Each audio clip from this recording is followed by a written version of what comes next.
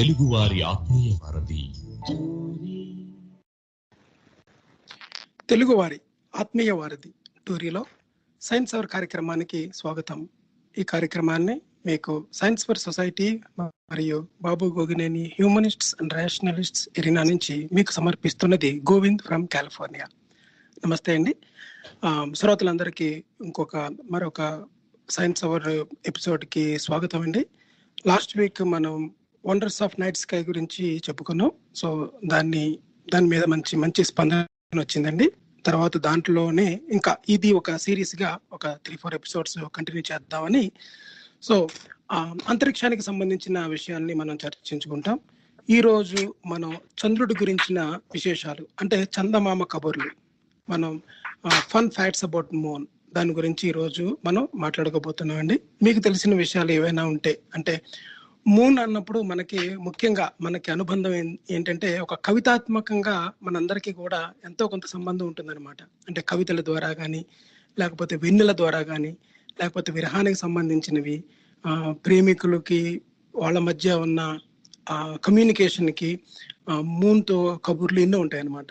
So ఆ విషయాలన్నీ కూడా కవితాత్మకంగా పక్కన పెడితే ఒక సైంటిఫిక్గా, అంటే ఫిజిక్స్ ప్రకారంగా, అంటే చందమామ గురించి మనం ఈ రోజు ఎన్నో వివరాలు తెలుసుకోబోతున్నాం. ఈ రోజు ఈ విషయాలు మనతో పాటు చర్చించడానికి, మనకి కొన్ని విషయాలు చెప్పడానికి మన రెగ్యులర్ గెస్ట్ అయిన ప్రసాద్ ఇందుకూరి గారు ఆస్ట్రేలియా నుంచి జాయిన్ అయ్యారు. వెల్కమ్ టు ద షో అండి ప్రసాద్ గారు.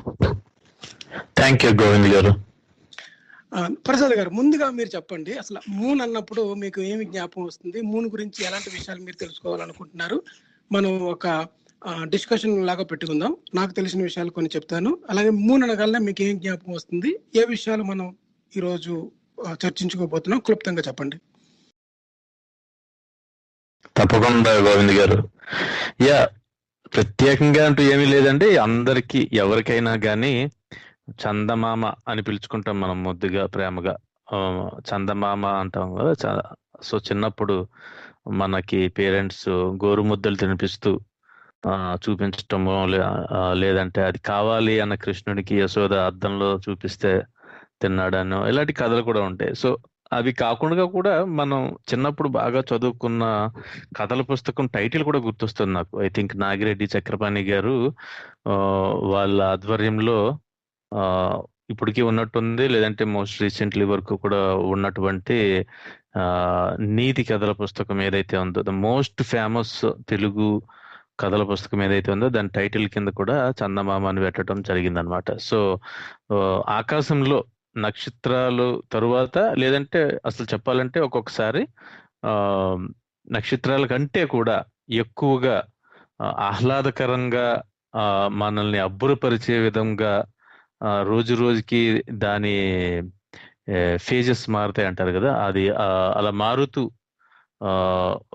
కనపడటం, వివిధ ప్లేసుల్లో కనపడటం, అలాగే దాదాపుగా నెలకి ఒకసారి కంప్లీట్ గా కనపడకపోవటమో, లేదంటే చాలా ఫుల్ గా మొత్తంగా కనపడటమో జరగటం అన్నది మనందరికీ చాలా ఆనందం, ఆహ్లాదం కలిగించిన విషయమే. సో ఏమాత్రం ఛాన్స్ ఉన్నా కానీ యూజువల్లీ ఇక్కడ కూడా మాకు క్లియర్ స్కై ఉంటుంది కాబట్టి ఆస్ట్రేలియాలో కూడా, and especially some times of the year, కొన్ని సందర్భాలలో భూమికి కొద్దిగా దగ్గరగా ఉండటం వలన, లేదంటే కొన్ని ప్రత్యేక పరిస్థితుల్లోనో కొన్ని ప్రత్యేకమైన రంగుల్లో ఉండటమో, సైజ్ స్లైట్ గా మారినట్టుగా అనిపించటము, అలాంటి ఇవన్నీ కూడా వాచ్ చేయడం జరుగుతూ ఉంటుంది అనమాట. మనకి ఏమాత్రం టెలిస్కోప్ ఉన్నా కానీ ఇంకా క్లియర్ గా అందులో ఉండే క్రాటర్స్ అవి కూడా చూడవచ్చు. బట్ దాని అందాన్ని అలాగా మరి భూతద్దంలో చూసి ట్రై చేసి కంటే అది ఎలాగుందో అలా చూసి ఆ వెన్నెల్ని ఆస్వాదించడం అన్నది చాలా ఆనందకరమైన విషయం. అవన్నీ గుర్తొస్తూ ఉంటాయండి. గుడ్ అండి, థ్యాంక్ యూ. అంటే మూన్కి, అంటే మనకి భూమితో ఎంత దగ్గర సంబంధం ఉందో మనకి అలాగే చంద్రుడితో కూడా అందరికి ఎంతో కొంత సంబంధం ఉంటుందన్నమాట. ముఖ్యంగా కవులకి, అలాగే రచయితలకి మూన్తో చాలా సంబంధం ఉంటుంది. ఏంటి, బాగా కొద్ది మెచ్యూర్ అయిన తర్వాత, మెచ్యూరిటీ లేనప్పుడు మనకి పిల్లలకి మీరు అన్నట్టుగా గోరుముద్దుల దగ్గర నుంచి చిన్న చిన్న కథల దగ్గర నుంచి చందమామ కథలు అన్నప్పుడు, చందమామ చూపిస్తూనే కథలు వింటూ పెరుగుతారు అనమాట పిల్లలు. సో చంద్రుడికి చాలా దగ్గర సంబంధం ఉంటుంది మనందరికీ కూడా. నాకు ఇంకా కొద్దిగా ఉందండి. మా అమ్మాయి పేరుకు Vennela. Nice, very good. Yeah rice, thank you అండి. Yeah rice, correct. అంటే ఇంకొక విషయం అండి, ఇంకొక ముఖ్యమైన విషయం ఏంటంటే చందమామతోని ఎన్ని రకాల అనుబంధాలు ఉన్నాయో అదే విధంగా మనకి అపోహలు కూడా అన్నీ ఉంటాయి చంద్రుడితోని. అంటే అమావాస్య చంద్రుడని, చంద్రుడు అమావాస్య రోజున మనకి నక్కలు శ్మశానంలో అరుస్తున్నప్పుడు కొన్ని క్షుద్ర మాంత్రికులు కొన్ని పూజలు చేయడం దగ్గర నుంచి, తర్వాత ఏమో కొన్ని దుష్ట శక్తులు లేకపోతే కొన్ని సిద్ధులు లభిస్తాయని ఇంకొకటి ఉందండి ఫన్ ఫ్యాక్ట్. ఐ థింక్ మా తమ్ముడి పుట్టినరోజు ఆల్మోస్ట్ అమావాస్య నాడు ముందు రోజు తర్వాత రోజు జరిగింది అనమాట. సో ఎవరో అంటే కొన్ని చోట్ల కొద్దిగా బుల్లింగ్ చేసినట్టు ఉన్నా గానీ అమావాస్య అన్న పేరుని ఆ వ్యక్తులకి పెట్టి పిలవటం జరగటం ఉండొచ్చు. అండ్ అలాగే అమావాస్య రోజున పుడితే దొంగ అవుతాడు అనేదో అంటా ఉంటారు అనమాట. సో నవ్వొస్తూ ఉంటుంది. లక్కీలీ మా తమ్ముడు ఇప్పుడు దొంగ ఏం కాదు. కరెక్ట్ అండి. అయితే ఒకటి ఉంటారండి, అమావాస్య పుట్టినప్పుడు అయితే దొంగ అవుతాడు లేకపోతే రాజు అవుతాడు అంటారు. సో ఒకటి కాదు, ఒకటి అవ్వలేదు, ఒకటి అయ్యే ఛాన్స్ కూడా లేదు ఇప్పుడు. అలాగే అంటే ఎవరికి వాళ్ళే రాజండి. సో రాజు అనేది ఎప్పుడు ఉంటుంది అన్నమాట. ఒక సంగతి తెలుసా మీకు, డాన్ కూడా రాజే. డాన్ బయట వాళ్ళకి దొంగ, తన సామ్రాజ్యంలో తన రాజు.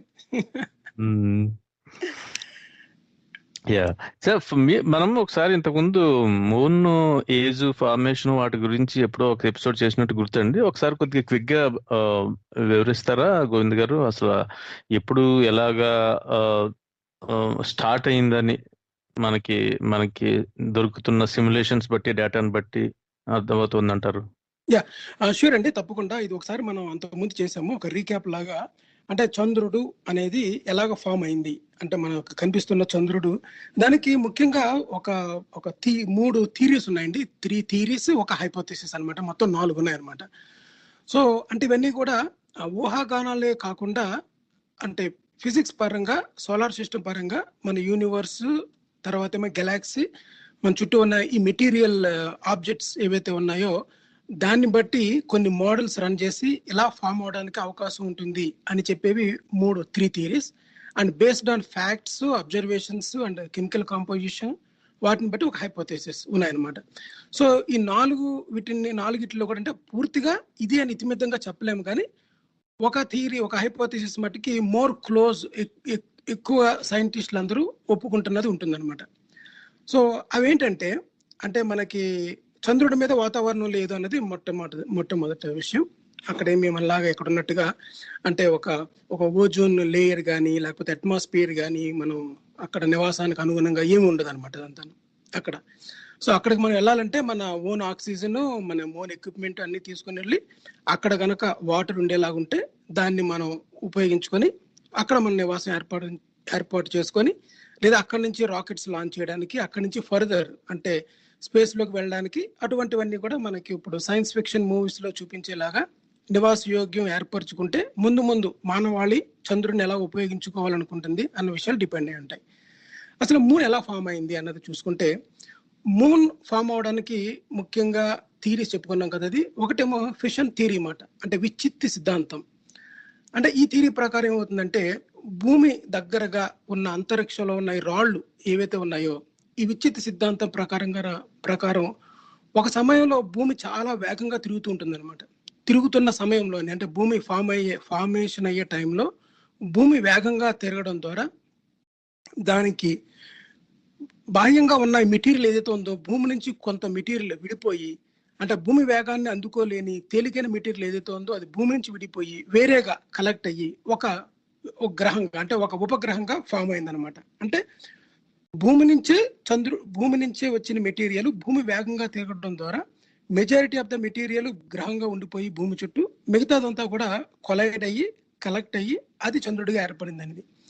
ఈ విషయాన్ని 1800 సంవత్సరంలో చార్లెస్ డార్విన్ కుమారుడు జార్జ్ డార్విన్, అంటే భూమికి చంద్రుడు సమానంగా కనిపిస్తున్నాడు అన్న దాన్ని బట్టి అయిందనమాట. ఎందుకంటే ఈ భూమి ఈ స్పీడ్ గా తిరుగుతున్నప్పుడు మనకి ఈ వెలాసిటీ ఏదైతే ఉందో అది హార్డ్ బాగా ఎక్కువ హెవీ మెటీరియల్ అంతా భూమితో పాటు ఉంటుంది, లైట్ మెటీరియల్ అంతా దాని నుంచి సెపరేట్ అయిపోతుంది అనమాట. ఆ విధంగా ఫామ్ అవుతుందని. సో అలా ఫామ్ అయిందంతా భూమికి దగ్గరగా ఉండడం చేత భూమి గురుత్వాకర్షణ శక్తిలోనే చంద్రుడు తిరుగుతూ ఉంటుంది అన్నమాట. కానీ తర్వాత విశ్లేషణల పరంగా చూస్తే చంద్రుడి యొక్క కాంపోజిషన్ చూస్తే ఈ భూమి యొక్క కెమికల్ కాంపోజిషన్ చంద్రుడి యొక్క కెమికల్ కాంపోజిషన్ ఎగ్జాక్ట్ గా సేమ్ ఉండాలన్నమాట. తర్వాత ఈ ఫార్మేషన్ కూడా ఎక్కడి నుంచి వచ్చింది అంటే ఇప్పుడు ప్రస్తుతానికి ఉన్న పసిఫిక్ మహాసముద్రం ఎక్కడైతే ఉందో ఆ పసిఫిక్ మహాసముద్రం ఉన్న ఏరియా దగ్గర నుంచి కొంత మెటీరియల్ విడిపోయి చంద్రుడిగా ఫామ్ అయింది అన్నది యాక్చువల్ థియరీ అన్నమాట. దీని ప్రకారం చూసిన తర్వాత అంటే మనకి ఒక ప్రశ్న అండి ఇక్కడ, విడిపోయి అంటే ఎందుకంటారు? ఆల్రెడీ భూమికి గ్రావిటీ ఉంటుంది కదా, సో ఆ గ్రావిటీని దాటి వెళ్ళటం కుదరదు కదా, ఏదైనా బంబార్డ్మెంట్ అయ్యి అంటారా ఏమన్నా? కాదండి, అంటే ఈ థియరీ ప్రకారం ఏమవుతుందంటే మన ఎర్లీ ఫార్మేషన్ ఆఫ్ ఎర్త్ అంటే సోలార్ సిస్టమ్ ఫామ్ అవుతున్నప్పుడు ఈ మొత్తం pure everything is called like nebula లాగా ఒక గ్యాసియస్ స్టేట్ లో ఉంటాయి అన్నమాట మెటీరియల్ అంతా కూడా. అవన్నీ కూడా వారు period of time cool down అయినప్పుడు అవన్నీ కూడా ఎక్కడైతే హెవియర్ మెటీరియల్ ఉందో అక్కడంతా అవంతా కలెక్ట్ అవుతుంటాయి అన్నమాట. కలెక్ట్ అవుతున్నప్పుడు అంటే పసిఫిక్ నుంచి వెళ్ళింది అన్నారు కదా, ఆ పాయింట్ పసిఫిక్ నుంచి ఏంటంటే భూమి గోళాకారంలో ఉన్నప్పుడు మెజారిటీ ఆఫ్ ద మెటీరియల్ అక్కడ ఫార్మేషన్ దగ్గర నుంచి ఉన్న మెటీరియల్ విడిపోయి వెళ్ళింది తప్ప ఆ విడిపోవడానికి కారణం ఏది ఇంపాక్ట్ జరగడం కాదు. అంటే మనం ఎర్లీ ఫార్మేషన్ ఆఫ్ ఎర్త్ చూసుకున్నట్లయితే ఈ మొక్కలుగా చిన్న చిన్నగా ఉన్న పదార్థాలన్నీ కూడా ఇంకా పూర్తిగా ఫామ్ అవని కారణంగా అది స్పిన్ అవుతున్న టైంలోని మెజారిటీ ఆఫ్ ద మెటీరియల్ అక్కడి నుంచి పక్కకు వచ్చేస్తుంది అనమాట. అంటే దాంతో పాటు కంటిన్యూ అవ్వలేక సో ఆ పార్ట్ జస్ట్ వేరైపోయింది. అంటే మనకు సిమ్యులేషన్ లో చూస్తే తెలుస్తుంది అనమాట. అంటే ఒక పక్కకు వచ్చినట్టుగా, అంటే ఏదైతే సెటిల్మెంట్ అయిపోయి ఉన్న మెజారిటీ ఆఫ్ ద మాస్ కాకుండా రిమైనింగ్ మాస్ అంతా కూడా మెజారిటీ ఆఫ్ ద పర్సంటేజ్ అక్కడ నుంచి వచ్చిందని. కానీ తర్వాత భూమి మూన్ దగ్గర ఉన్న ఆ material chemical composition earth composition చేస్తే రెండు ఐడెంటికల్ గా ఉండాలి, కానీ ఐడెంటికల్ గా లేవు అనమాట. సో రెండు ఐడెంటికల్ గా లేవు గనక ఈ మెటీరియల్ ఎర్త్ ఫామ్ అయిన టైంలోనే ఫామ్ అయ్యి ఉండకపోవచ్చు. సో ఇది పూర్తిగా పసిఫిక్ మహాసముద్రం అండర్ గ్రౌండ్ అంటే ఆ వాషన్ ఫ్లోర్ దగ్గర ఉన్న మెటీరియల్ కాంపోజిషన్ మూన్ కాంపోజిషన్ రెండింటిని కంపేర్ చేసిన తర్వాత ఈ థియరీ అంటే ఇది డిబంక్ చేయడం జరిగింది అనమాట, ఇలా ఫామ్ అయి ఉండకపోవచ్చు అని. రెండో థియరీ ఏంటంటే క్యాప్చర్ థియరీ. క్యాప్చర్ థియరీ ఏంటంటే క్యాప్చరింగ్ చేయడం అన్నమాట, పట్టుకోవడం. దాన్ని ఎలా పట్టుకోవడం అంటే మనం ఈ సోలార్ సిస్టంలోని బయట నుంచి కూడా ఆస్ట్రాయిడ్స్ కానీ లేకపోతే మనకి బయట నుంచి ఏదైనా గ్రహాలు తోకచుక్కలు వచ్చి మన సోలార్ సిస్టమ్ దగ్గర నుంచి వెళ్ళిపోతూ ఉంటాయన్నమాట. ఒకనొక టైంలోని అవుట్ సైడ్ ఆఫ్ సోలార్ సిస్టంలో ఒక గ్రహం అంటే భూమి ఈ చంద్రుడు లాంటిది భూమికి దగ్గరగా వచ్చి భూమి గురుత్వాకర్షణ నుంచి బయటపడలేక భూమి గురుత్వాకర్షణలోని స్టక్ అయిపోయి ఈ భూమి చుట్టూ తిరగడం మొదలుపెట్టింది అనమాట. అంటే ఈ భూగ్రహం దగ్గరగా పాస్ అయినప్పుడు ఈ ఎర్త్ యొక్క గ్రావిటేషనల్ ట్రాప్ లో ఉండిపోయింది, ఏది బయట నుంచి వచ్చిన గ్రహం అన్నమాట. అప్పుడు భూమిని దాటి ప్రయాణించలేకపోయింది అనమాట. సో ఆ విధంగా బయట నుంచి వచ్చిన ఈ మూన్ ఎర్త్ చుట్టూ తిరుగుతూ ఉండిపోయింది. సో ఇది క్యాప్చర్ చేయబడింది అనమాట. అంటే ఎక్స్ట్రా సోలార్ సిస్టమ్ దగ్గర నుంచి బయట ఎక్కడో ఫామ్ అయ్యి మన దగ్గరకు వచ్చి స్టక్ అవడంతో భూమితో తిరుగుతూ ఉండిపోయింది అనమాట అన్నది ఒక థియరీ. అయితే దీంట్లో మనకి రెండు లోపాలు కనిపిస్తాయి అనమాట. ఒకటి ఏంటంటే ఈ మూన్ అంత సైజు ఉన్నది భూమికి దగ్గరగా వచ్చి భూమి గురుత్వాకర్షణ శక్తిలో పడినా అది చాలా త్వరలోనే భూమి ఆకర్షణ శక్తి నుంచి విడిపోయి బయటికి వెళ్ళిపోతుంది అనమాట. సో అందువల్ల ఇంకా విడిపి వెళ్ళలేదు అన్నది కనుక ఉన్నట్లయితే ఇది ఆ విధంగా బయట నుంచి వచ్చి ఉండదు, దాని స్పీడ్ కానీ వెలాసిటీ కానీ వెయిట్ కానీ కన్సిడర్ చేసినట్లయితే. రెండోది ఏంటంటే బయట నుంచి వచ్చినట్లయితే దాని కెమికల్ కాంపోజిషన్ ఎంటైర్లీ ఎర్త్ కంటే టోటల్ గా డిఫరెంట్ గా ఉండాలన్నమాట. అంటే ఇప్పుడు చూడండి మనకి బయట నుంచి ఆస్ట్రాయిడ్స్ ని పంపించి అక్కడ నుంచి మెటీరియల్ కలెక్ట్ చేసినప్పుడు ఆ కాంపోజిషన్ టోటల్ గా మనకి ఎర్త్ మీద ఉన్న మినరల్స్ తో మ్యాచ్ అవ్వదు అనమాట, టోటల్ గా డిఫరెంట్ గా ఉంటుంది. కానీ మూన్ యొక్క కాంపోజిషన్ టోటల్ గా ఎర్త్ కంటే డిఫరెంట్ గా ఉండదు, సిమిలర్ ఎగ్జాక్ట్ గా ఉండదు, అలాగని చెప్పేసి ఎంటైర్లీ డిఫరెంట్ గా ఉంటుంది అనమాట.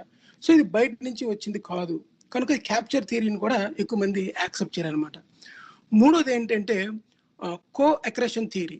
ఈ అక్రెషన్ థియరీ అంటే ఏంటంటే ఎప్పుడైతే ఇనీషియల్ గా ఈ మన గెలాక్సీలో ఫామ్ అవుతున్నప్పుడు ఈ రెండు కూడా భూమి, ఈ చంద్రుడు రెండు కూడా ఒక బ్లాక్ హోల్ కి దగ్గరగా ఉన్నప్పుడు ఈ మెటీరియల్స్ కలెక్ట్ అవుతున్నప్పుడు ఏ గ్రహం ఆ గ్రహమే సెపరేట్ గా ఫామ్ అయ్యి భూమికి దగ్గరగా ఉండడం ద్వారా ఈ రెండు కూడా ఒక భూమికి ఒక ఉపగ్రహంగా ఏర్పడి, అంటే early solar system material form అవుతున్నప్పుడు అనమాట. అప్పుడు బ్లాక్ హోల్ నుంచి ఇవి మొత్తం అంటే సోలార్ సిస్టమ్ మొత్తం సెపరేట్ అయినప్పుడు దేనికి అదే భూమి ఫామ్ అయినట్టుగానే చంద్రుడు కూడా ఫామ్ అయింది అనేది ఒక థియరీ అనమాట. ఇది కూడా ఎందుకు పూర్తిగా కాదంటే ఈ రెండు ఓన్ గా ఫామ్ అయినప్పుడు చంద్రుడు భూమికి ఉపగ్రహంగా ఉండడానికి వీల్లేదు. చంద్రుడు పూర్తిగా వేరే గ్రహం లాగా తిరగచ్చు అనమాట. ఎందువల్ల చంద్రుడు భూమి కక్షలోనే తిరుగుతున్నాడు అన్నదానికి ఆన్సర్ దొరకలేదు. ఈ కోఎక్రేషన్ థియరీలోని వేరువేరుగా ఫామ్ అయి ఉంటే అది కూడా వేరే గ్రహంలాగా ఫామ్ అవ్వాలి, సబ్ ప్లానెట్ లాగా ఉండకూడదు అనమాట. సో అందులో ఆ థియరీ కూడా కొట్టిపడేస్తారనమాట. అంటే ఎక్కువ మంది సపోర్ట్ చేయరు. ఇంకా ఫైనల్ గా ఒక హైపోథెసిస్ ఉంది. అదేంటంటే giant impact hypothesis. Giant impact hypothesis అంటే ఏంటంటే ఒక పెద్ద గ్రహం ఒకటి వచ్చి భూమిని ఢీకొనడం ద్వారా చంద్రుడు ఫామ్ అయిందని. అంటే ఒక మార్స్ సైజ్ ఉన్న ఒక పెద్ద గ్రహం బయట నుంచి వచ్చి ఎర్త్ని ఢీకొందనమాట. అలా ఢీకొన్నప్పుడు ఆ టైప్ ఆఫ్ ఆ గ్రహం అది దానికి పేరు కూడా పెట్టాను. దాని పేరు థియా అనమాట. థియా అంటే ఏంటంటే గ్రీకు పురాణాల్లో చంద్రుడి యొక్క మదర్, దానికి పెట్టిన పేరు అనమాట. అంటే దాని వల్ల ఫామ్ అయిందని చెప్పి అది కొట్టుకోవడం ద్వారా ఈ భూమి నుంచి విడిపోయిన ఒక మెజారిటీ ఆఫ్ ద ఒక ఫిజికల్ బాడీ భూమి పార్ట్ నుంచి విడిపోయి దాని చుట్టూ తిరగడం మొదలుపెట్టింది అనమాట. అప్పుడేమవుతుందంటే ఈ బయట నుంచి వచ్చిన గ్రహం ఏదైతే ఉందో అది మార్స్ సైజ్ గ్రహం, అది పూర్తిగా ప్లానెట్ లాగా కూడా లేకపోవచ్చు అనమాట. అంటే అది ఒక గ్యాసియస్ స్టేట్ లో ఉండొచ్చు. Most of the material evaporate అయిపోయి ఉండొచ్చు అనమాట. అంటే దాని యొక్క ట్రేసెస్ మనకి కనిపించవు అనమాట. అంటే ఒక స్లైస్ కొట్టినట్టుగా ఒక ముక్క భూమిని కొట్టి భూమి నుంచి విడిపోయింది ఏదైతే ఉందో అది మార్స్ నుంచి వచ్చిన ఈ గ్రహం యొక్క కాంపోజిషన్, కెమికల్ కాంపోజిషన్, ఎర్త్ యొక్క కాంపోజిషన్ రెండు కంబైన్ అయ్యి అది భూమి నుంచి పూర్తిగా విడిపోకుండా భూమి చుట్టూ తిరగడం మొదలు పెట్టింది అనమాట. అలా భూమి చుట్టూ తిరగడం మొదలు పెట్టిన తర్వాత ఈ మూన్ అనేది ఫామ్ అయింది అన్నది. ఇది ఎక్కువ మంది సైంటిస్టులు ఈ థియరీని సపోర్ట్ చేస్తున్నారు అనమాట. ఎందుకు దీనికి కారణం అంటే భూమి కక్షలోనే తిరగడానికి పర్ఫెక్ట్ ఎక్స్ప్లెనేషన్ ఇస్తుంది. రెండోది మూన్ యొక్క కెమికల్ కాంపోజిషన్, ఎర్త్ యొక్క chemical composition almost very close గా ఉంటాయి అనమాట, సిమిలర్ కాకపోయినా సరే. Because of other planet impact వల్ల దాని కాంపోజిషన్ కొద్దిగా జరిగింది. బయట నుంచి వచ్చిన గ్రహం అయితే పూర్తిగా ఎంటైర్ గా డిఫరెంట్ ఉండాలి. సో అందువల్ల మూన్ యొక్క ఎర్త్ యొక్క కెమికల్ కాంపోజిషన్ సమానంగా ఉండడము, అది తిరగడము. తర్వాత మూన్ యొక్క ఏజ్ అడిగారు మీరు. మూన్ యొక్క ఏజ్ కూడా సుమారు ఈ యొక్క ఈవెంట్ ఎప్పుడు జరిగి ఉంటుందంటే 100 మిలియన్ ఇయర్స్ తర్వాత, అంటే మన భూమి ఫామ్ అవుతున్న 100 మిలియన్స్ ఇయర్ తర్వాత. భూమి యొక్క వయసు 4.5 బిలియన్ ఇయర్స్ అనుకుంటే సుమారు 4.48 ఆ టైంలో మాట 200 మిలియన్స్ 100 మిలియన్స్ అటు ఇటులోని అప్పుడు ఈ మూన్ ఫామ్ అయి ఉంటుందని మూన్ ఏజ్ ని లెక్క పెట్టారు అనమాట. సో ఈ విధంగా మూన్ ఫామ్ అయినట్టుగా మనకి ఈ హైపోథెసిస్ ని ఎక్కువ మంది సపోర్ట్ చేస్తూ ఉన్నారు. బాగుందండి. అంటే అవి కాకుండా కూడా మనకి వేరే ఎవిడెన్స్లు కూడా ఉన్నట్టుగా మనకు తెలుస్తుంది. అంటే ఈ డెబ్రీ డిస్క్స్ ఉండటం కానీ and similar theories, similar type of objects ని చూడటం కానీ, ఇంకా ఎర్త్ కి మూన్ కి ఉండే స్పిన్ స్పీడ్ అది రిలేటివ్ గా ఎక్కువ ఎందుకు ఉంది, అలాగే ఉండటానికి కారణమైన ఇంపాక్ట్ ఏమైనా అయి ఉంటుందా అన్నట్టుగా. బట్ ఏదైనా కానీ మనకున్న థియరీస్లున్నా హైపోథెసిస్లున్నా మన నాలెడ్జ్ ఎక్స్పాండ్ అయ్యే కొలది కొత్త మన సుదూర ప్రాంతాలకి అడ్వాన్స్డ్ టెక్నాలజీస్ తో చూడటము, వేరు దశలలో ఉన్నటువంటి సిమిలర్ విషయాలని చూసి అర్థం చేసుకోవటము, అలాగే సిమ్యులేషన్ చేయటం ద్వారా, అంటే మనకి ప్రకృతిలో ఉండే ఈ డిఫరెంట్ బాడీస్ మధ్యన మనం ప్రెడిక్ట్ చేయగలిగేవి, అంటే ఈ ఫార్ములాస్ లో మ్యాథ్ లో పెట్టిన తర్వాత వాటి సైజుని బట్టి, మాస్ని బట్టి, స్పీడ్ని బట్టి, యాంగిల్ని బట్టి నెక్స్ట్ లొకేషన్ ఎలా ప్రెడిక్ట్ చేయగలమో అలాగే వెనక్కి కూడా రివర్స్ సిమ్యులేషన్ కూడా చేయగలం మనం. సో అలాంటి సూత్రాలను ఉపయోగించి రివర్స్ సిమ్యులేషన్ చేస్తే ఎంత వెనక్కి చెయ్యగలమో అన్నది ప్రశ్న కింద తీసుకుని దాన్ని సరిగ్గా అడ్రస్ చేయగలిగితే ఎక్కడ మొదలై ఉండవచ్చు అన్నదానికి ఏమైనా రఫ్గా ఐడియా వస్తుందేమో. So maybe in future we will have better understanding అన్నట్టుగా మనకు అర్థమవుతుంది. బట్ ఏదైనా కానీ అది మనకి ఉన్న టెక్నాలజీని, నాలెడ్జ్ని ఎక్స్పాండ్ చేసుకుంటూ వెళ్ళే కొలది మనకి ఆ రహస్యాలు కూడా బయటకు వస్తాయి అన్నట్టుగా మనం ఆశించవచ్చు. అవునండి, థ్యాంక్ యూ అండి. Yeah, correct. మీరు ఫర్దర్ దాన్ని స్ట్రెంగ్తెన్ చేయడానికి ఏ విధంగా చేయొచ్చన్నది మ్యాథమెటికల్ మోడల్ ఒకటి.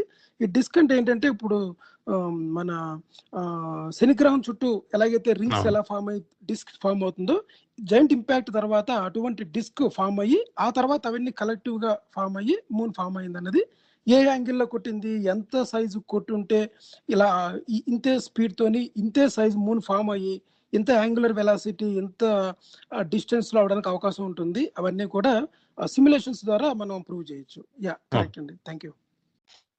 అవును, అలాగే మనము మనకి ఇప్పుడు మీరు ఈ మూన్ మీద చాలా రీసెర్చ్ చేసి చాలా మెటీరియల్ కలెక్ట్ చేసినట్టున్నారు అంతకుముందు కూడా. సో దీని మూన్ మీద అసలు మనకి ఈ టైడ్స్ అనేవి ఎందుకు వస్తాయి, తర్వాత ఏమో ఈ మూన్ కి సంబంధించిన చాలా విశేషాలు అంతకుముందు మేము చెప్పినప్పుడు కొన్ని పైన డిస్కస్ చేసాము, కానీ మీరు మటుకి దీనికి సంబంధించిన విషయాలు కంటిన్యూ చేయండి. యా, టైడ్స్ గురించి చెప్తానండి. మనకి జనరల్ గా టైడ్స్ అంటే పోటు పాటు అంటారా ఏదో అంటారు కదా సముద్రం దగ్గర, తెలుగులో అయితే ఆటుపోటేనా? అంటే ఒక ఐ థింక్ ఎవ్రీ 4 hours కి చేంజ్ అవుతూ ఉంటుంది హై టైడ్, లో టైడ్ రావటం. సో కనీసం ఒక 10-15 అడుగులు, అంటే డిపెండింగ్ ఆన్ ఎంత హైట్ లో ఎలివేషన్ ఎలాగుంది అన్న దాన్ని బట్టి ముందుకి రావటం లేదా వెనక్కి వెళ్ళటం అన్నది గమనించవచ్చు. అంటే నీరు అంత ఎక్కువ మొత్తంలో ఆటు అంటారు, వెనక్కి వెళ్ళడం దాన్ని పోటు అంటారు తెలుగులో అయితే. Okay, yeah. సో అంత ఎక్కువ మొత్తంలో మనకి కనబడుతుంది సముద్రంలో. అంత ఎలివేషన్ డిఫరెన్స్ అన్నది ఎలా వచ్చింది అన్నది చూస్తే గనక మనకి మెయిన్ గా ఇక్కడ వర్క్ చేసేది చంద్రుని యొక్క ఆకర్షణ శక్తి భూమి మీద, అంటే దాని గ్రావిటీ. అంటే రెండు ఉంటాయి, చంద్రుడు అండ్ సూర్యుడు రెండిటి యొక్క ఆకర్షణ శక్తి పనిచేస్తుంది. కాకపోతే సూర్యుని కంటే కనీసం డబుల్ కంటే ఎక్కువ ఐ థింక్ మనకి చంద్రుని యొక్క ఆకర్షణ శక్తి వలన మనం చూస్తే గనక, మనం అబ్జర్వ్ చేస్తే గనక భూమి ఒక పక్కన, చంద్రుడు ఒక పక్కన ఊహించుకుంటే గనక ఈ టైడ్స్ ఏదైతే ఉంటాయో అది భూమికి చంద్రుడికి మధ్యలో ఉండే చోట ఎక్కువ ఉంటుంది. అలాగే అవతల వైపును కూడా ఎక్కువ ఉంటుంది. ఎందుకంటే మధ్యలో, అంటే చంద్రుని వైపుగా ఉన్న చోట ఏమవుతుందంటే ఈ గ్రావిటేషనల్ పుల్ ఆఫ్ మూన్ అన్నది వర్క్ చేయటం వల్ల పైకి లెగటము. అలాగే ఎగ్జాక్ట్లీ ఆపోజిట్ సైడ్ లో ఏమవుతుందంటే మళ్ళీ అక్కడ గ్రావిటేషనల్ పుల్ లేకపోవటం కారణంగా కూడా అది భూమికి ఎవేగా వెళ్ళే అవకాశం ఉంటుంది compare to gravitational pull on the moon side అన్నట్టుగా. సో ఇది మన పిక్చర్స్ చూస్తే తెలుస్తుంది, ఈజీగా అర్థమవుతుందండి. ఇందులో కొత్తగా చెప్పేది ఏమి లేకపోయినా, సో ఎప్పుడైతే చంద్రుడు భూమి చుట్టూ తిరుగుతూ ఉంటాడో చంద్రుడు ఉన్న వైపున, అంటే ఇది ఇంత సింపుల్ కాదు యాక్చువల్గా, ఇంకా మల్టిపుల్ వేరియబుల్స్ ఉన్నాయి ఇందులో. బట్ మేజర్గా ఇక్కడ పనిచేసేది చంద్రుని యొక్క గురుత్వాకర్షణ శక్తి. అలాగే అందుకనే మీరు న్యూ మూన్, ఫుల్ మూన్ అప్పుడు చూస్తే గనక, అంటే అమావాస్యకి పౌర్ణమికి ఎక్కువగా అలలు ఉండటము, ఈ టైడ్స్ ఎక్కువ ఉండటము గురించి కూడా మనం అందుకే ఇదే మనకి ఎక్స్ప్లెయిన్ చేస్తుంది. మనకి సన్ కి మూన్ కి కూడా ఉండే గ్రావిటీ అన్నది కంబైన్డ్ గా వర్క్ చేయటం వల్ల, ఎందుకంటే అమావాస్యకి కానీ పౌర్ణమికి కానీ సూర్యుడు, చంద్రుడు, భూమి ఆల్మోస్ట్ ఒక సరళ రేఖ మీదకి, అంటే ఖచ్చితంగా సరళ రేఖ అయితే మనకి ఎక్లిప్స్ వస్తుంది. బట్ మూన్ తిరిగే ప్లేన్ ఏదైతే ఉందో అది స్లైట్లీ ఇంక్లైన్డ్ కాబట్టి ప్రతి అమావాస్యకి లేదా ప్రతి పౌర్ణమికి మనకి ఈ గ్రహణాలు రాకపోవటానికి అది కారణం. సో అలా చూస్తే గనక మనకి అవి రెండు కంబైన్డ్ గా యాక్ట్ చేయటం వలన ఆ వేరియేషన్ అనేది కూడా ఎక్కువ ఉంటుంది. అంటే ఏ ప్రదేశంలో అయితే ఆ సందర్భంలో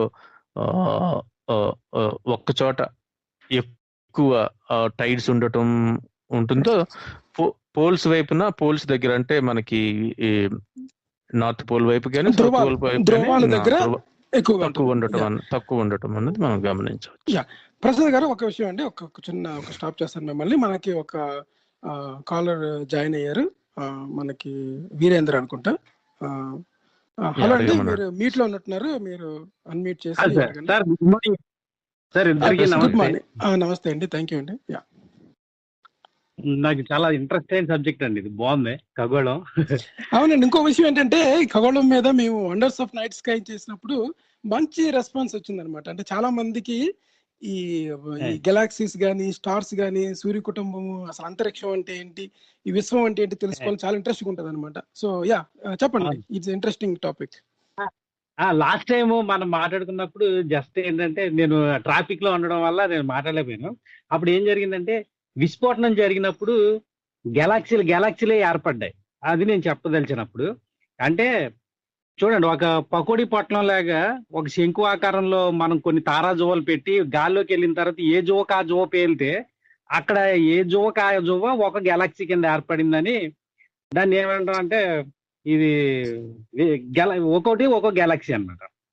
అయితే ఫైర్ వర్క్స్ లాగంటే, ఫైర్ వర్క్స్ ఎలా జరుగుతుంది అలాంటిదే. ఎగ్జాక్ట్ గా అలాగే జరిగింది. అది ఆ రోజు చెప్పాను నేను. అయితే ఇప్పుడు చంద్రుడి గురించి మాట్లాడుకుంటున్నాం కాబట్టి, ఈ చంద్రుడు ఒక మన జనాలకు అర్థమయ్యేలాగా, అంటే మనకి అర్థమయ్యేలా ఏంటంటే, ఒక మ్యాగ్నెట్ ని మనం బద్దలు కొట్టేసాం అనుకోండి కాసేపు, ప్రతిదానికి ఆకర్షణ, ప్రతి మూలకానికి ఆకర్షణ, ప్రతి చిన్న ముక్కకి దాని యొక్క అయస్కాంత లక్షణం ఉంటది. ప్రతి ముక్కకి కూడా నార్త్ పోల్ సౌత్ పోల్ ఉన్నట్టుగా ఆకర్షణ వికర్షణలు అవి యాంగిల్ ఎలా ఉంటాయి. ఈ మహా విస్ఫోటనం జరిగినప్పుడు భూమితో పాటు ఒక ముక్కిడిపోయి ఏర్పడినటువంటి చంద్రుడు, ఈ భూమి ఆకర్షణకి లోబడి చంద్రుడు దూరంగా వెళ్లకుండా, దగ్గరికి రాకుండా అలా ఉండిపోయాడు. సూర్యుడి చుట్టూ భూమి ఏ విధంగా తిరుగుతూ ఉండిపోయిందో, చంద్రుడు కూడా భూమి చుట్టూ తిరుగుతూనే అలా ఉండిపోవడానికి గల కారణం ఈ భూమికి చంద్రుడికి ఉన్న ఆకర్షణ శక్తి. నాకు ఇంకోటి ఏంటంటే, ఈ పోల్స్ ఉన్నాయి చూడండి, నార్త్ పోల్ సౌత్ పోల్ అనేవి, ఇవి తిరుగుతూ ఉండడం వల్ల వచ్చే ఏర్పడే ఈ ప్రభావం వల్ల భూమికి ఉన్న ఆకర్షణ శక్తిని అది బలహీనమో లేదంటే అధికమో చేసి ఇప్పుడు మీరు చెప్పుతున్నటువంటి ఆటుపోట్లు అనే కార్యక్రమం జరుగుతుంది. ఇది ఒక విషయం ఇంకా ఉందా? ఉందండి, ఒక్క సెకండ్. ఇది రాబోయే 10 సంవత్సరాల్లో ఈ ఆటుపోట్లు విపరీతం అయ్యి సముద్రం యొక్క నీరు భూమి మీద వరదలుగా ప్రవహించే అవకాశం ఉందని చెప్పి 2 days బ్యాక్ నాసా నుంచి వచ్చిన న్యూస్. ఒక చిన్న పాయింట్ యాడ్ చేస్తారండి మీరు. ఆటుపోట్ల గురించి ప్రసాద్ గారు చెప్తారు. మీ ప్రశ్న కాదు, అంటే మీరు ఇచ్చిన ఆయన అనుకున్నది చెప్పారనమాట. మూన్ గురించి నేను అనుకున్నది ఇది అని. కానీ ఒక చిన్న పాయింట్ ఏంటంటే, ఇక్కడ ఒక మ్యాగ్నెట్ విడిపోవడం లాంటిది కాదండి. యాక్చువల్గా ఏంటంటే, మనం ఒక స్పేస్ టైం ఫ్యాబ్రిక్ లాగా ఉంటుంది అనమాట మొత్తం స్పేస్ అంతా కూడా. అప్పుడు ఏ మెటీరియల్ ఆ మెటీరియల్, అంటే భూమికంటూ స్వతహాగా ఒక north pole south pole type attraction అక్కడ నుంచి విడిపోయింది కనుక అది కూడా నార్త్ పోల్ సౌత్ పోలు అన్నట్టుగా ఉండవు గ్రహాలు అన్నవి ఏంటంటే, వాటి మెయిన్ వెయిట్ వలన, వాటి యొక్క మెయిన్ ఆ బాడీ ఎంత వెయిట్ అయితే పొసెస్ చేస్తుందో అది స్పేస్ టైంలో ఉండడం వలన ఆ దగ్గరగా వచ్చి గ్రావిటీ అనేది ఫామ్ అవుతుంది అన్నమాట. గ్రావిటీ అనేది not a individual property of A planet. ఇప్పుడు ప్లానెట్ ఉందనుకోండి, ప్లానెట్ ఈజ్ నాట్ లైక్ ఏ అయస్కాంతం లాంటిది కాదు. భూమి ఒక పెద్ద అయస్కాంతం అంటే ఏంటంటే, గ్రావిటీ అనేది భూమికి రావడం కాదు, ఆ స్పేస్ టైం అన్న దాంట్లో ఉండడం ద్వారా హెవియర్ ఆబ్జెక్ట్స్ దగ్గరికి స్మాలర్ ఆబ్జెక్ట్స్ వస్తాయి అనమాట. సన్ అనేది ఎలాగుందో, సన్కి దగ్గరగా భూమి వచ్చింది అంటే సన్ నుంచి భూమి విడిపోయిందని కాదు. అదే విధంగా భూమి నుంచి, నేను చెప్పేది ఏంటంటే, ఇవి మ్యాగ్నెట్ టైప్ కాదనమాట. ఈ స్పేస్ టైం ఫ్యాబ్రిక్ లోని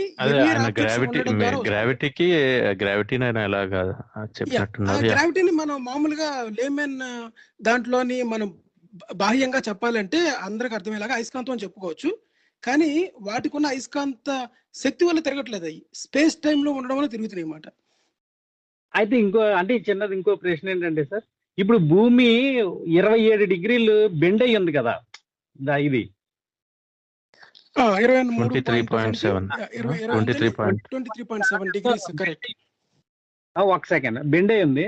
ఇప్పుడు సూర్యుడి యొక్క ఆకర్షణ శక్తికి భూమి ప్యారలల్ గా ఉన్నప్పుడు ఏ ఆధారంతో 23 డిగ్రీలు అంటే బేస్ లైన్ ఒకటి ఉంటది కదా మనకి కింద, ఆ బేస్ లైన్ దేంతో కొలిచినట్టండి ఈ ఆకర్షణ శక్తికి సంబంధం లేకపోతే? ఉత్తర దక్షిణ ధృవాలు ఏవైతే ఉన్నాయో ఉత్తర దక్షిణ ధృవాల నుంచి ఒక యాక్సిస్ ఫామ్ అయినట్టుగా చూసుకుంటే అది స్పిన్ అయ్యే డైరెక్షన్ ఏదైతే ఉందో దానికి 23.8 డిగ్రీలు ఉందన్నమాట. అదే బేస్, అంతే.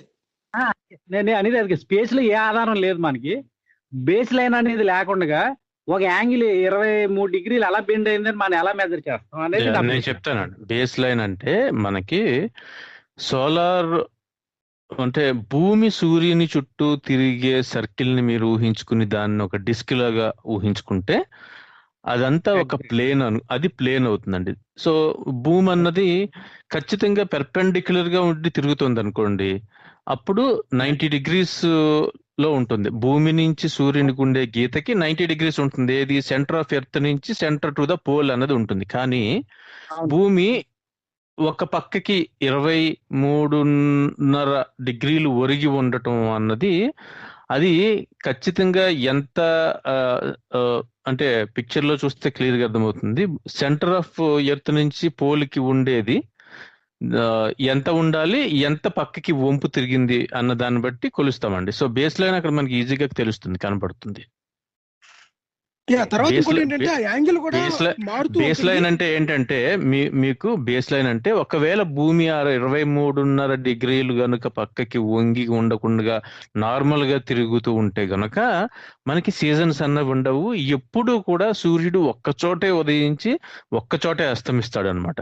సో మనకి వేసవికాలం శీతాకాలం మారటము, లేదంటే నార్థన్ హెమిస్ఫియర్ లో అంటే భూమధ్య రేఖకి పైన ఉండే దేశాలకి ఇప్పుడు మీకు అక్కడ సమ్మర్ అయితే మాకు వింటర్ అనమాట ఆస్ట్రేలియాలో. అలాంటి డిఫరెన్సెస్ ఉండటం ఉండదు. ఇంక ఎప్పుడు కూడా ఖచ్చితంగా తూర్పున ఉదయించి ఖచ్చితంగా పశ్చిమాన అస్తమించడం అన్నది జరుగుతుంది అలాగుంటే. కానీ అలా లేదు కాబట్టి సంవత్సరంలో సగం రోజులు, ఎందుకంటే ఆ భూమి టిల్ట్ అయి ఉంది కాబట్టి సంవత్సరంలో సగం రోజులు సూర్యుని వైపుగాని సగం రోజులు సూర్యునికి దూరము ఎవే గాని ఉండటం అన్నది మనం గమనించవచ్చు. అవునండి, ఎగ్జాక్ట్గా. అంటే నేనేమైనా ఎక్స్పెక్ట్ చేశానంటే ఈ సూర్యుడి యొక్క నార్త్ సౌత్ పోల్ ని పెర్పెండిక్యులర్ గా భూమి యొక్క ఇది ఉంటుంది కదా, సో వేరే ఆకర్షణ ఏదో ఉండడం వల్ల ఇది బెండ్ అయ్యింది, దేనికో లోన్ అయ్యింది, ఇది వేరే గెలాక్సీలో దేనికోసమో లేదంటే ఇది తిరిగే విధానంలోనా నేను ఊహించుకుంటున్నాను.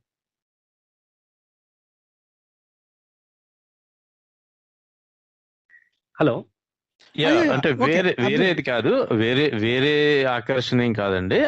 ఒక్కొక్క గ్రహం ఒక్కొక్క రకంగా ఉంది అక్కడ. అంటే ఒకటి వెనక్కి తిరగటం, ఒకటి ముందుకు తిరగటం, ఒకటి సూర్యుని చుట్టూ తిరిగే సమయం కంటే ఎక్కువ సమయం పడుతుంది దానంతట అది తిరగటానికి. అలా ఉండటం, కొన్ని టైడల్లీ లాక్ అయ్యి ఉండటం, అంటే ఎప్పుడు అది ఆ స్టార్ సిస్టమ్ కి కానీ లేదంటే ఒక శాటిలైట్ ఒక ప్లానెట్ కి కానీ ఒక ఫేస్ నే చూపిస్తూ ఉండటం. అలాగే మ్యూచువల్లీ టైడల్లీ లాక్డ్ కూడా ఉంటాయి కొన్ని రకాలైనటువంటి. సో ఇవన్నీ డిస్కస్ చేసుకుందాం ఎలాగా మనం, అది కూడా ఆ పాయింట్ కూడా తీసుకొచ్చారు కాబట్టి. అంటే ఇప్పుడు ఆ ఎర్త్ మన యూనివర్స్ సోలార్ సిస్టమ్ ఫామ్ అయినప్పుడు ఆ స్పిన్ అనేది ఎలాగ వస్తుంది, దానిపైన మన ఆ మెటీరియల్ అంతా కలెక్ట్ అయ్యే డైరెక్షన్ ఏదైతే ఉందో, ఇప్పుడు వీనస్ ఉంది అనుకోండి, అది వేరే ఆపోజిట్ డైరెక్షన్ తిరుగుతుంది అనమాట. ఎర్త్ ఏమో ఇంకోలా తిరుగుతుంది. ఎర్త్ టిల్ట్ అయి ఉంటుంది, కొన్ని టిల్ట్ అయి ఉండవు. సో ఈ టిల్ట్ ఇదంతా కూడా ఫామ్ అయిపోయిన తర్వాత వాటి బెనిఫిట్స్ ఏవైతే ఉన్నాయో అవి మనం మాట్లాడుకుంటున్నాం. అంటే సీజన్స్ గురించి ఎర్త్ వంగలేదు, ఎర్త్ వంగింది కనుక సీజన్స్ వస్తున్నాయి, అదనమాట.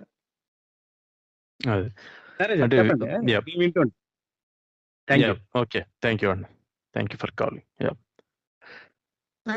ఇప్పుడు చూస్తే మనం అంటే మనం we can take this as a next question. ఈ టిల్ట్ దగ్గరికి వచ్చింది కాబట్టి మనము కొన్ని మూన్ కి ఎర్త్ కి అంటే చంద్రునికి భూమికి ఉండే ప్రత్యేకమైనటువంటి సెట్టింగ్ గురించి చూస్తే గనక ఒక ప్రశ్న ఏంటంటే, ఎప్పుడు ఒకవేళ చంద్రుడు గోళాకారంలో ఉండి భూమి సూర్యుని చుట్టూ తిరుగుతున్నట్టుగా చంద్రుడు భూమి చుట్టూ తిరుగుతూ ఉంటే చంద్రుడు కూడా తన చుట్టూ తాను తిరగకుండా ఎప్పుడు అదే సేమ్ సైడ్ భూమిని ఫేస్ చేస్తూ ఎలా ఉంటుంది అన్నది ఒక ప్రశ్న తీసుకుంటే గనక మనము దానికి దీనిని సింక్రోనస్ రొటేషన్ అంటారు. అంటే టైడల్ లాకింగ్ జరిగింది చంద్రునికి భూమికి. గ్రావిటేషనల్ లాకింగ్ అని, లేదంటే క్యాప్చర్డ్ రొటేషన్ అని, స్పిన్ ఆర్బిట్ లాకింగ్ అని కూడా అంటారు దీనినే. అంటే టైడల్లీ లాక్డ్ బాడీ ఏమవుతుంది అంటే యూజువల్లీ మనకి అంటే కొద్దిగా వేరియబిలిటీ ఉంటుంది. అంటే ఎప్పుడు ఖచ్చితంగా ఒకలాగే ఉండదు. మనకి అది ఫొటోస్ తీసి సిమ్యులేషన్ చేస్తే మనకి కొద్దిగా వాబుల్ అయినట్టుగా, ఇలా ఊగుతున్నట్టుగా కనబడుతుంది అనమాట మనకి సిమ్యులేషన్ లో. బట్ మోర్ ఆర్ లెస్ అది ఆల్మోస్ట్ సేమ్ ఫేస్ చేయటం అన్నది మనం భూమి దగ్గర నుంచి చూడొచ్చు అనమాట. సో ఇది యూజువల్ గా ఒక శాటిలైట్ అన్నది ఒక లార్జర్ బాడీకి, అంటే ఒక చిన్న బాడీ ఒక పెద్ద బాడీ యొక్క అంటే ఈ సెలెస్టియల్ బాడీస్ గురించి ఆకర్షణ శక్తిలో ఉన్నప్పుడు కొన్ని మిలియన్ల సంవత్సరాల పాటు అలాగా ఉండే క్రమంలో వాటి మధ్యన ఉండే ఆకర్షణ, గ్రావిటేషనల్ ఇంటరాక్షన్ అన్నది వాటి రొటేషన్ ని స్లో చేస్తుంది. చిన్నదాన్ని ఎస్పెషల్లీ రెండు బాగా డిఫరెన్స్, ఆ రెండు బాడీల మధ్యన సైజ్ డిఫరెన్స్ బాగా ఉంటాయి కనుక అప్పుడు టైడల్లీ లాక్ అవటం అనేది మనం చూడొచ్చు. అంటే ఈ ఇంటరాక్షన్ ఫోర్సెస్ ఏమైతే ఉంటాయో ఈ ఆర్బిట్ ని, ఆ రొటేషన్ రేట్ ని కూడా మార్చి ఈ energy exchange and heat dissipation వలన అది అక్కడ సెటిల్ అవుతుంది. అంటే ఒకవేళ అది, అంటే చంద్రుడు తన చుట్టూ తాను తిరుగుతున్న సమయము భూమి చుట్టూ తిరిగే సమయానికి ఆల్మోస్ట్ ఈక్వల్ గా అవుతుంది అనమాట. ఈక్వల్ గా అయినప్పుడు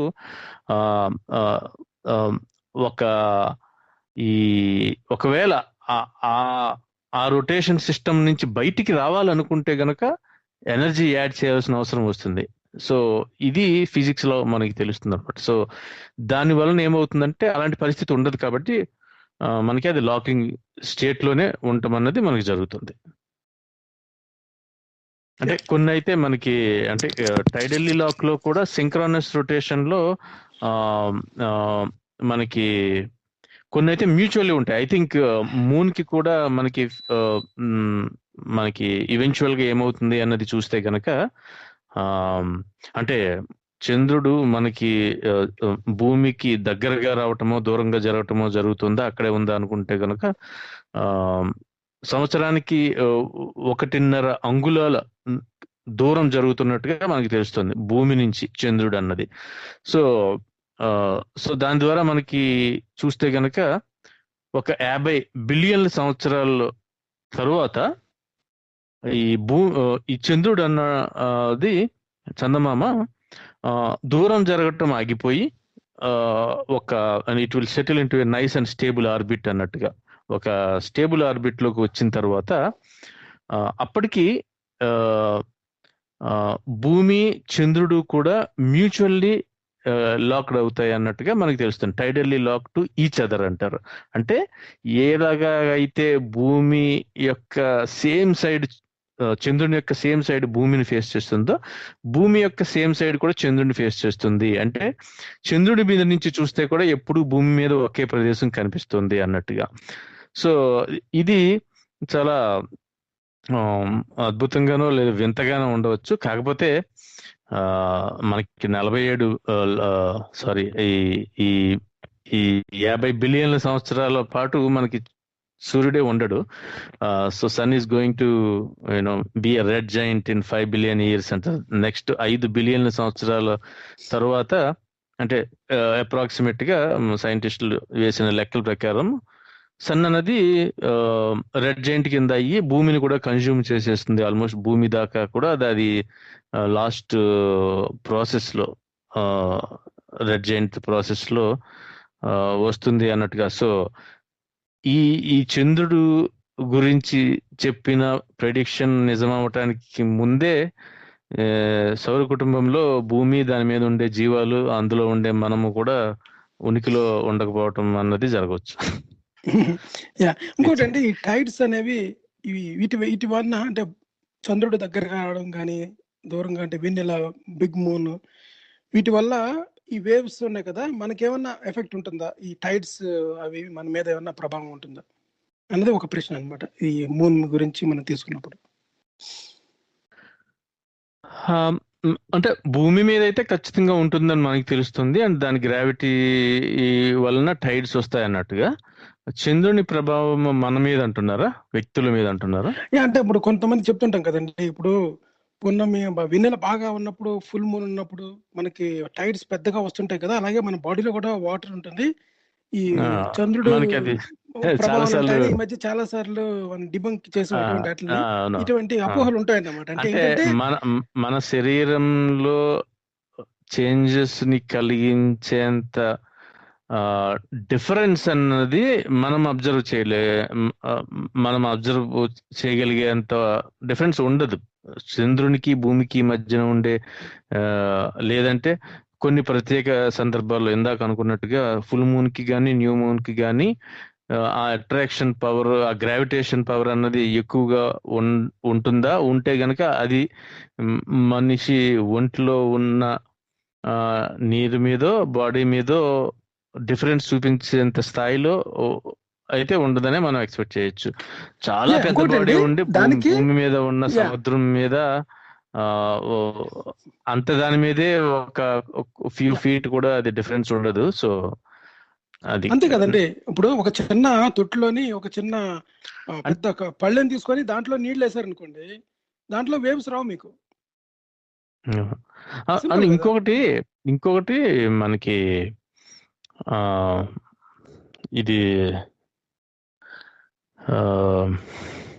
కొన్ని స్టడీస్ అయితే జరిగినాయి. యాక్చువల్గా ఇవి ఎక్కడ మొదలై ఉంటాయంటే, ఇప్పుడు జనరల్ గా హ్యూమన్ బాడీ సైకిల్ ఏదైతే ఉంటుందో, ఈ అమావాస్య పౌర్ణమి అన్నది స్లైట్లీ డిఫరెంట్ ఉంటాయి. అంటే స్లీప్ సైకిల్స్ లో కానీ, మనుషుల కార్యక్రమాల్లో కానీ, వాళ్ళ దినచర్యలో తేడాలు కానీ, లేదంటే తొందరగా పడుకోవటమో లేదంటే లేటుగా పడుకోవటమో అన్న దాన్ని బట్టి, లేదంటే ఆ సందర్భాన్ని అనుకూలంగా ఉపయోగించుకుని ఎవరైనా ఎలాంటి పనులైనా చేయవచ్చా, లేదంటే చేయకుండా ఉండటం కానీ జరుగుతుందా?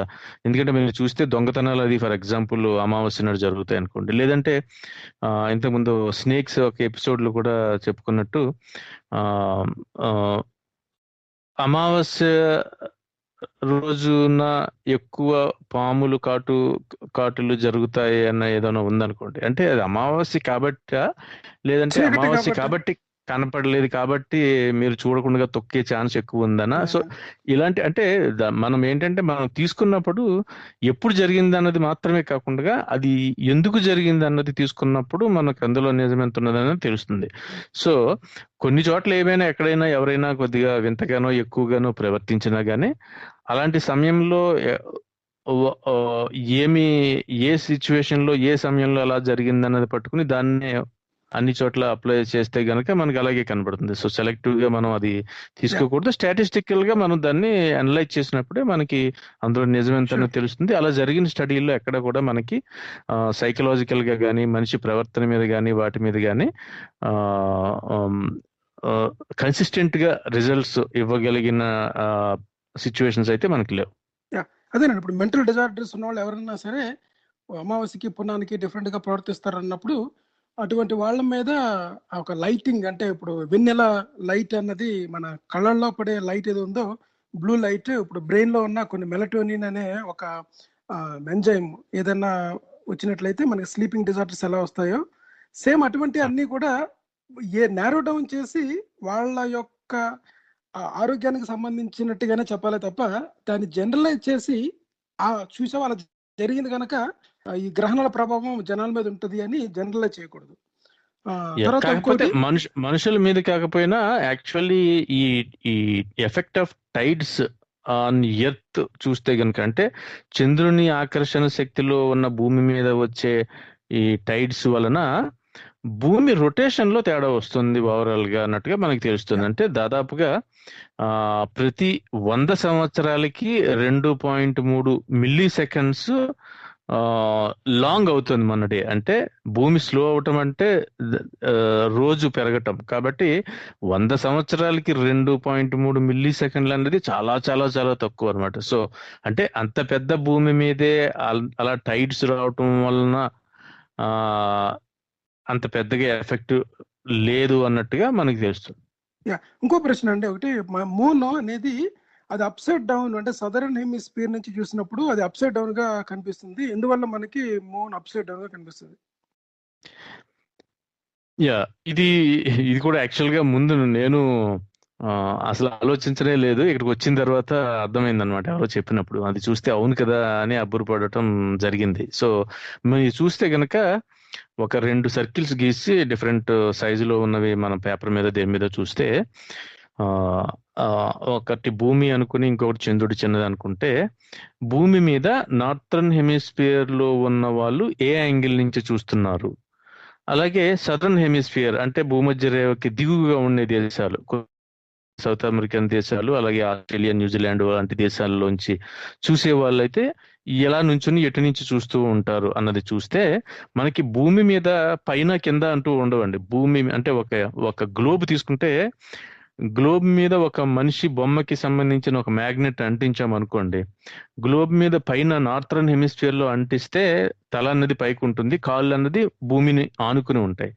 సో సేమ్ సదరన్ హెమిస్ఫియర్ లో కూడా అలాగే కాళ్ళు అన్నది భూమిని ఆనుకునే ఉంటాయి, తల బయటకు ఉంటుంది. కాబట్టి భూమి అంటే ఒక యాంగిల్లో మనం చూస్తూ ఉంటే గనక నార్థర్న్ హెమిస్ఫియర్ లో ఉన్న వాళ్ళందరూ తలకిందులుగా ఉన్నట్టుగా అనిపిస్తారు యాక్చువల్లీ.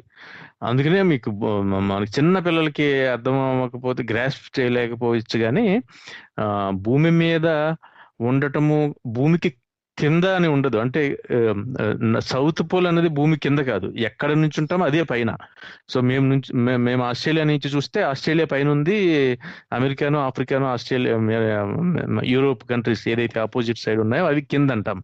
సో ఎవరికి వాళ్ళే పైన, మిగతా వాళ్ళందరూ కింద అన్నట్టుగా ఉంటుంది. అండ్ ఇప్పుడు ఈ యాంగిల్ చూస్తే గనక మీరు పైనుంచి చూసే వాళ్ళకి చంద్రుడిని తలకిందులుగా చూస్తూ ఉంటారు కింద వాళ్ళు కంపేర్ చేసినప్పుడు. కాబట్టి అది చంద్రుడు బొమ్మ తీసుకుంటే, ఫోటో తీసుకున్నా గానీ ఖచ్చితంగా అది తలకిందులుగా కనబడుతుంది ఇక్కడి నుంచి సదరన్ హెమిస్ఫియర్ లో ఉన్న వాళ్ళకి. అది కారణం. అవును. ఇంకోటి ఇంకా సింపుల్ గా చెప్పాలంటే ఎలా ఉంటుందంటే, ఒక బంతి తీసుకొని ఒక టెన్నిస్ బాల్ దాని మీద మనం గుండు సూదులు గుచ్చాం అనుకోండి, మొత్తం అంతా పైన గుండు సూది, కింద గుండు సూది చూస్తే కింద ఆ గుండు సూది ఏదైతే ఉందో దాన్ని హెడ్ అనుకుంటే పైన, కింద ఉన్నదానికి హెడ్ కింద ఉంటుంది అనమాట. అంటే మీరు విజన్ అనేది ఈ గుండు సూది మనిషి అనుకొని, తల అనేది ఆ పైన ఉంటుంది కనుక పక్కన చూసినప్పుడు ఇంకో టెన్నిస్ బాల్ కాకుండా ఇంకొక చిన్న ఒక ఒక గోల్ఫ్ బాల్ పట్టుకోండి, గోల్ఫ్ బాల్ దూరంగా పెట్టనుకోండి, అది దాని మీద మీరు కనుక ఒక మనిషి బొమ్మ వేసినట్లయితే, కళ్ళు చిన్న ఇలాగా ముక్కు నోరు వేసినట్టు అలా పట్టుకొని ఉండండి. అప్పుడు ఈ గుండు సూది చూసే ఈ వ్యూయింగ్ యాంగిల్ లోంచి చూసినట్లయితే దానికి ఫేస్ అప్సైడ్ డౌన్ కనిపిస్తుంది. ఈ టెన్నిస్ బాల్ పైన ఉన్న గుండు సూది నుంచి చూసినట్లయితే మీకు తినగా కనిపిస్తుంది అనమాట. సో అర్థం చేసుకోవడానికి అలా అర్థం చేసుకోవచ్చు. ఇంకొక ముఖ్యమైన ప్రశ్న ఏంటంటే, మూన్ రకరకాల కలర్స్ మారుతూ ఉంటుంది కదండి. ఒకసారి బ్రౌన్, బ్లూ, రెడ్ రకరకాల కనిపిస్తుంటుంది. అసలు అలా మారడానికి, ఆ కలర్స్ లో కనిపించడానికి కారణం ఏంటి?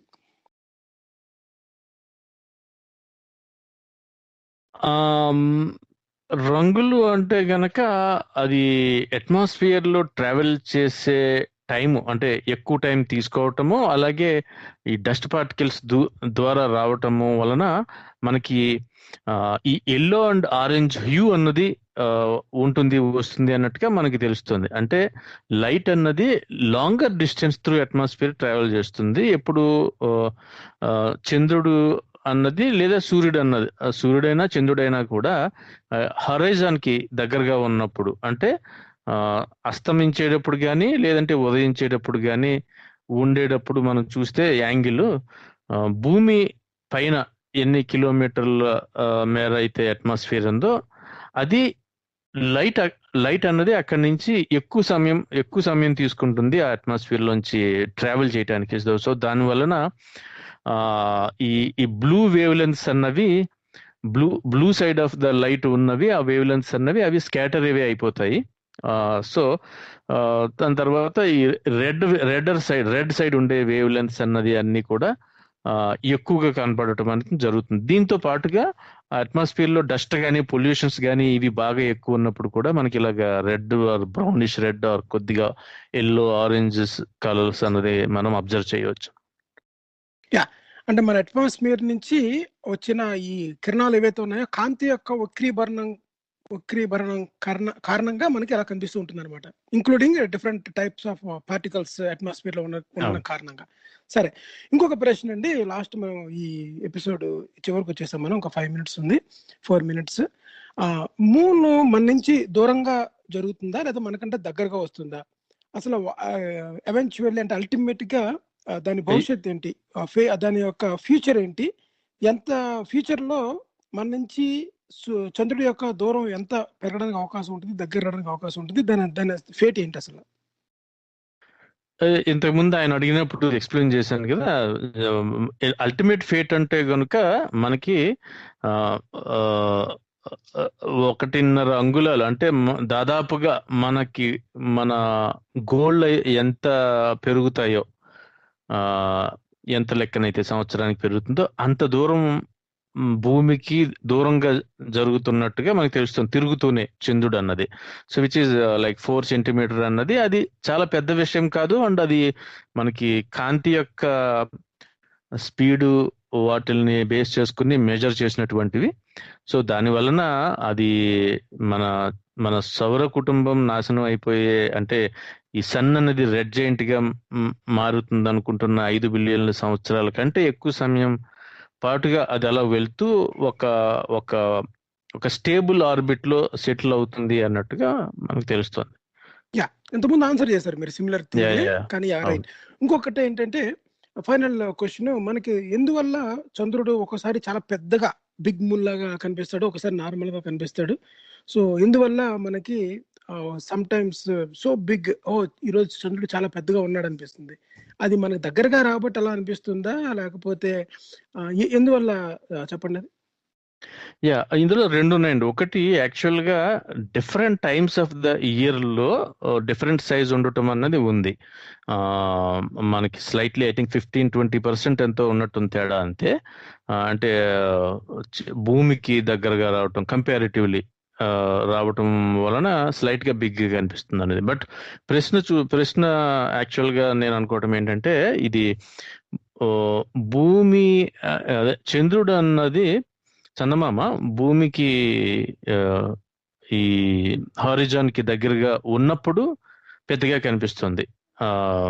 అంటే మనకి నేలకి అంటే చంద్రుని ఉదయం చంద్రుని అస్తమయం అనుకుంటే గనక.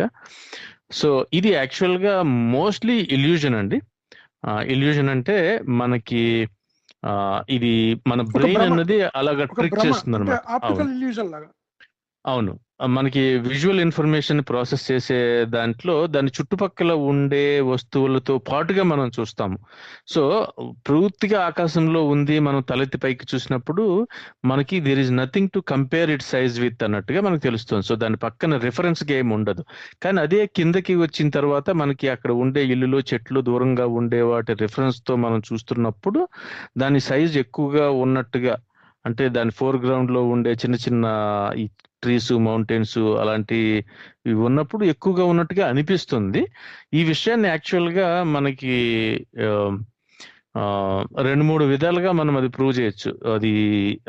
అది ఒకటే సైజు అన్నట్టుగా. అంటే and on the same day actual గా మూన్ డిస్టెన్స్ అన్నది ఒకే రోజున ఎక్కువగా మారదు కాబట్టి, కానీ ఒకటే రోజున మధ్యలో ఉన్న చంద్రునికి క్రిందగా ఉండే చంద్రునికి భూమి హారిజాన్ కి దగ్గరగా ఉండే చంద్రుడికి మధ్యలో డిఫరెన్స్ ఉందనుకుంటే కూడా ఆ డిఫరెన్స్ అనేది ఈ ఇల్యూషన్ వల్ల జరుగుతుంది అన్నట్టుగా మనకు తెలుస్తుంది. మనం ఒక ఇండెక్స్ ఫింగర్ ని కానీ ఏదైనా ఒక వేలుని చంద్రుని వైపుగా పట్టుకుని చూసి రిఫరెన్స్ తీసుకుని చేయటమో, లేదంటే ఇంకా క్లియర్ గా కావాలనుకుంటే సేమ్ జూమ్ సెట్టింగ్స్ పెట్టిన ఒక కెమెరా లో మనకి చంద్రుడిని ఫోటో తీయటం ద్వారా, అంటే హారిజాన్ కి దగ్గరగా అండ్ ఇంకొకటి హై స్కైలో ఉన్నప్పుడు మనం ఫొటోస్ తీసి మనం చూస్తే గనక మనకి తేడా ఏమి ఉండదు అనమాట సైజులో. సో అది అది ఒక ఆ సైజుని మనం చూడగలగడానికి కరెక్ట్ వే కింద మనం చెప్పుకోవచ్చు అనమాట. సో అలా చూసినప్పుడు మనకి అది తేడా అన్నది లేదని, అది ఇల్యూజన్ అని మనకు తెలుస్తుంది. యా, గుడ్, థ్యాంక్ యూ అండి. అదే విధంగా ఒక చిన్న ఎగ్జాంపుల్ ఏంటంటే, ఒక వ్యక్తిని, అంటే ఒక హీరోయిన్ ఉందనుకోండి ఫర్ ఎగ్జాంపుల్, ఆ హీరోయిన్ ని ఒక వైట్ బ్యాక్గ్రౌండ్ లోని ఫోటో స్టూడియోలో కనుక ఫోటో తీసినట్లయితే ఆ అమ్మాయి హైట్ చెప్పడం ఎవరి తరం కాదు, ఎవరు చెప్పలేరు హైట్ ఎంత అన్నది అమ్మాయి. అదే అమ్మాయిని అనుష్క పక్కన పెట్టి ఫోటో తీసి పెట్టారు అనుకోండి, అప్పుడు ఆ అమ్మాయి అనుష్క కంటే పొట్టిగా ఉందని తెలుస్తుంది అనమాట. ఎందువల్ల తెలుస్తుంది అంటే, కంపారిటివ్ గా విజువల్ గా మనకి బ్యాక్గ్రౌండ్ ఏమీ లేనప్పుడు మూన్ అనేది నీల ఆకాశంలో, అంటే మన నడినెత్తి మీద ఉన్నప్పుడు ఒక విశాలమైన ఆకాశంలో మనం చూస్తున్నాం కనుక అది మనకి చిన్నగా కనిపిస్తుంది అనమాట. దగ్గరగా ఉన్నప్పుడు కంపారిటివ్ గా చెట్లు కనిపిస్తాయి కనుక మనకి మూన్ పెద్దగా కనిపిస్తుంది. ఇది ఆప్టికల్ ఇల్యూషన్. యా, ఓకే అండి, థ్యాంక్ యూ అండి ప్రసాద్ గారు. మీరు చాలా చక్కగా అన్ని విషయాలని చాలా వివరంగా సింపుల్ గా అర్థమయ్యే రీతిలో చెప్పారు. మనం వచ్చే వారం ఇంకొన్ని ఈ అంతరిక్షం గురించి, మన wonders of the night sky గురించి ఇంకా తెలుసుకుందాం మనం. అంతవరకు సెలవు. థ్యాంక్ యూ వెరీ మచ్ అండి. థ్యాంక్ యూ అండి. ఓకే అండి, బాయ్.